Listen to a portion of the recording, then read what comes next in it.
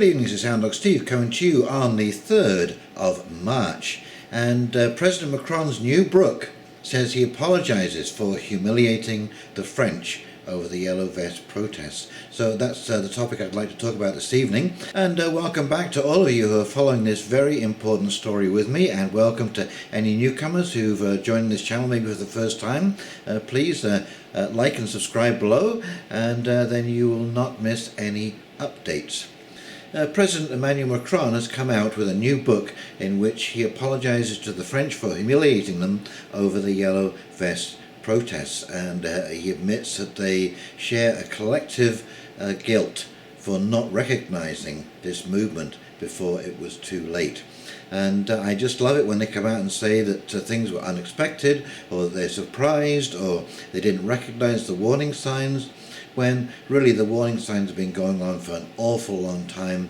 Anybody who had done some simple research on YouTube over the last few years would let you know in no uncertain terms that there are problems with the financial system, there are problems with the inequalities between incomes across the world, there are incredible pollution problems in third world countries because of first world activities and failure to partner with the citizens of those countries. The warning signs have been on the wall for years and years and years. I was predicting that this was coming 25 years ago. And I actually cannot believe that they've managed to kick the can this far down the path and keep this whole ball of wax going. As one commentator has said, I think the main reason for this is that we were all so bought into the world as it is and didn't want to give up the dollar. So we kept willing it to go forward, kept using it even against our best judgment, realizing that the currency was being inflated down to zero, and debt was being issued without hesitation or caution ever since we came off the gold standard in 1972. And just recently, I saw YouTube videos from Watchdog America. Very good commentary with Catherine Austin Fitz. Max Kaiser, of course, has been predicting this for years and years and years. Max Kaiser and Stacey Herbert, they are incredibly well-researched reporters, and if you go back over their shows and look at all the things that they were talking about, the guests that they've interviewed, I mean, you'd have been left in no doubt as to what is going on. And at the end of the day, really what Macron is apologizing for is the fact that he didn't recognize it. And you'll see in the other couple of articles that I picked out, that he hasn't restricted the weapons that the police are using to maim and injure the Yellow Vest protesters.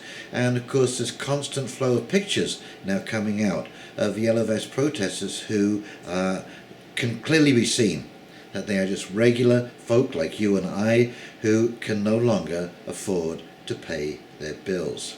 And so let's flip over to those articles, and then we'll come back and I'll do a quick wrap up.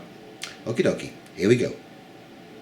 From the Telegraph, Emmanuel Macron apologizes for humiliating French as he reflects on Gilets Jaunes protests in a new book. Well, isn't that nice that you can reflect on something that is devastating your country? Emmanuel Macron has banded the Yellow Vest revolt as a giant collective failure he totally underestimated in a new book in which the president pledges to continue transforming France unless protesters shoot me dead with a bullet. The People and the President, released this week, charts the birth and rise of the Gilets Jaunes in France, culminating in the start of the Great Debate, currently taking place around the country to address their demands. The results are due to be presented next month. In an interview, the president is cited as saying, "It's a gigantic collective failure for which I share responsibility." See, sharing responsibility is not taking the blame. But I have 3 years to change that. Oh yeah? You think this is going to change in 3 years?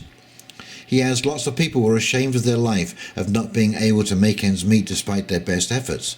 We're the ones who should be ashamed. Well, yes, you should be ashamed, but you are not going to be in that situation where you cannot make ends meet, and you never will be. So how is it possible for you to understand these people? And again, take a close look at these people.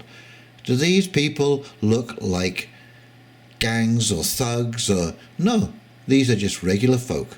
Macron, whose off-the-cuff comments on the stubborn Gauls, the unemployed and the poor infuriated swathes of the electorate, concedes he hadn't realised he could no longer speak in the same direct manner he used during his electoral campaign. Where I was wrong, once president, people didn't take it as conversation between equals. They said, "He's the president." It was perceived as a form of humiliation, he is cited as saying. Mr. Macron confesses he underestimated the power of the movement at first because the demonstrations were smaller than those against the reform of the national rail operator SNCF before Christmas, which he successfully faced down. See, look at the terms. He had to face them down. There's no negotiation, there's no cooperation. He faced them down. But come Act 3 of the weekly rounds of violent protests in Paris, the book cites one panicked top interior ministry official as fretting, "We were within 1 inch of falling." That Saturday, furious Yellow Vests had managed to march within a stone's throw of the Elysee Palace. Mr. Macron, however, insists the public never trembled. The arrogance that's contained in these words is absolutely unbelievable. And I can see the outrage. He can't stop being an elitist. And there he is, Mr. Macron, reflecting. This from the Prairie Public News. Analysts, Yellow Vest protests sent Macron administration into a death spiral. France's President Emmanuel Macron promised to revolutionise his country when he was elected 2 years ago. He had plans to overhaul the economy, and they seemed on track until November, when he was stopped short by a massive working-class uprising now known as the Yellow Vest movement. 2 years after taking office now, many analysts say that President Macron is finished. NPR's Eleanor Beardsley looks at the French president's precipitous decline. Well, we know what his decline was, and he sure started a revolution in his own country. And that revolution will spread, as I've said, because the underpinnings have not been addressed, and they will not be addressed. And this, of course, is a big issue. Yellow Vest protesters marched in cities across France for a 16th straight week on Saturday. 16 straight weeks. Did you hear that? That is 4 months solid. In a bid to keep up pressure on French President Emmanuel Macron in demonstrations again marred by vandalism and violence. In Paris, a man was reportedly hit in the face by a rubber bullet fired by a controversial riot control weapon, while in the southwestern city of Bordeaux, an MP accused police of assaulting him. About 39,300 people protested nationwide, including 4,000 in Paris, according to the Interior Ministry, down from the 46,600 turnout announced the previous weekend. The official figures are regularly disputed by protest organisers who argue the government is trying to portray the movement as losing support. And I would agree. And, one of the little clues in this is when you see things like 39,300. Oh yeah, who counted the 300? Regarding the possible police shooting of a man with a so-called defence ball launcher, known by the French abbreviation LBDs, Paris Police Chief Michel Depuy said an internal administrative investigation had been opened. The weapons fire 40mm rubber projectiles considered non-lethal, but have been blamed for serious injuries to a number of demonstrators. Macron last week rejected a call from rights watchdog, the Council of Europe, to suspend their use. That is an important point. That is how unapologetic Macron is. Refused to suspend their use, even though they're banned in just about every other country in Europe. On Press TV, French Yellow Vest protests for 16th weekend as organisers say Macron is not responding. And I can't expand this full screen, but I wanted to play this little clip for you. Mass arrest trials for Yellow Vests shocking France. Every day around France, newspapers big and small are filled with new prison sentences for Yellow Vest protesters. In just 3 months, well over 8,000 protesters have been arrested. The government says nearly 2,000 have already been convicted, while more than 1,500 Yellow Vests are waiting for their trial. Most of the people arrested had never protested once in their lives. Conversely, very few activists were among those arrested because they know how to defend themselves and how to demand their rights from police. Despite the innocence of these protesters, many were sped through the justice system. The mass trials have received countless criticisms. overly harsh sentences, often despite a lack of evidence, and for people with spotless records. Arrest procedures which were not followed correctly. Arrests of people who were only trying to leave the demonstration. Arrests of people trying to help medics treat injured protesters, and many others. From the start, the Prime Minister has rejected prominent calls for a general amnesty. Instead, many say he has used judicial repression on top of physical repression to dissuade people from joining the anti-government movement. The treatment of arrested yellow vests has caused widespread accusations that France's justice system is riven with inequalities. For many years, mainstream politicians and police have been embroiled in countless corruption scandals, yet seemingly none ever go to jail. Look at the Benalla affair. There's overwhelming proof that President Emmanuel Macron's right-hand man committed many crimes, yet he remains free, while yellow vests get years in prison. It is clear that there's major discrimination in the justice system by France against its very own citizens. Some people have special privileges, but the yellow vests do not. The number of arrests grows by the hundreds every weekend, and there is no end in sight to the yellow vest demonstrations. Macron has just announced that he will restart his wave of unpopular right-wing austerity-minded reforms, meaning spring will likely be a major season of protest in France once again. Rami Mazaheri, Press TV, Paris. So there you have it.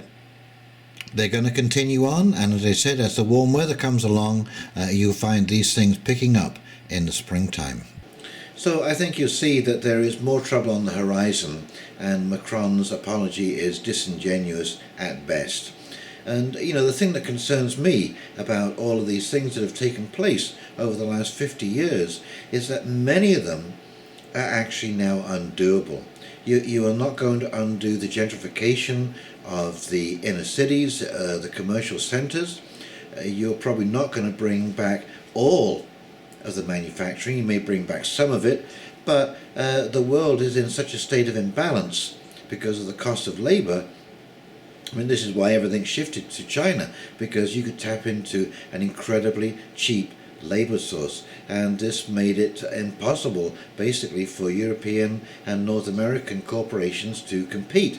And so they were literally forced down this path, kicking and screaming. Even the most patriotic and concerned manufacturers, basically it was a choice of do this, go along with the game, or go out of business. All of these deals, the CETA deal, the TPP, these Canada-China FIPAs that have been entered into, again, all just accelerated and cemented this position of basically completely uneven pay scales. You know, and really I thought that the GATT, the General Agreement on Tariffs and Trades, that was their job, was to level the playing field. But unfortunately it wasn't. It was to pave the way for these massive corporations to enslave another society after having enslaved us, and we worked for our freedom. All of us collectively fought for unions and fair wages and so on and so forth, and even though they have stagnated over the last 50 years, it's kind of a testimony to how much progress we had made. And of course, once this was bled out by these corporations, and now of course what's happening? Guess what? It's pension time in the Western world, and you think these corporations want to pay those pensions? They ain't going to be paying those pensions. That's why they've gone to the new world, the new reservoir, the new well of cheap labour, which is China, India, Pakistan, Bangladesh, Southeast Asia. And so they will bleed out those civilizations, those societies, and you know, when we've gone back to banging rocks together, I'm sure we'll be more than glad to work from, you know, a few pennies a day. And that's the game plan. And that is why it is imperative at this moment, we have a window here where we can wake up to what is going on and to realize that these people are never going to fix the problem, not to our satisfaction. And we have to make our voices heard. We have to demand that this stop and that we do have a level playing field, and if necessary, governments have to be changed. Our whole governmental system has to be changed to create that level playing field. And it doesn't matter whether you are liberal, conservative, Republican, Democrat, it does not matter. We all need a level playing field. We all need a rule of law if it's going to work, if things are going to move forward. And we all have to be held to that rule of law. And of course we've just seen this with SNC Lavalin in Canada here, that if you've got enough money, you can buy your politicians and bypass the whole legal system. So if you want to see some change, we are the change. We have to be the change. That's you and I. Okay, so I hope this finds you well and that you enjoyed this video. If you did, please like, subscribe and comment below, and click that big red button. It really helps me when you do. And in the meantime, this is Hound Dog Steve signing off, wishing you a great week coming up, and we will talk to you very, very shortly. Okay, see you now. Bye.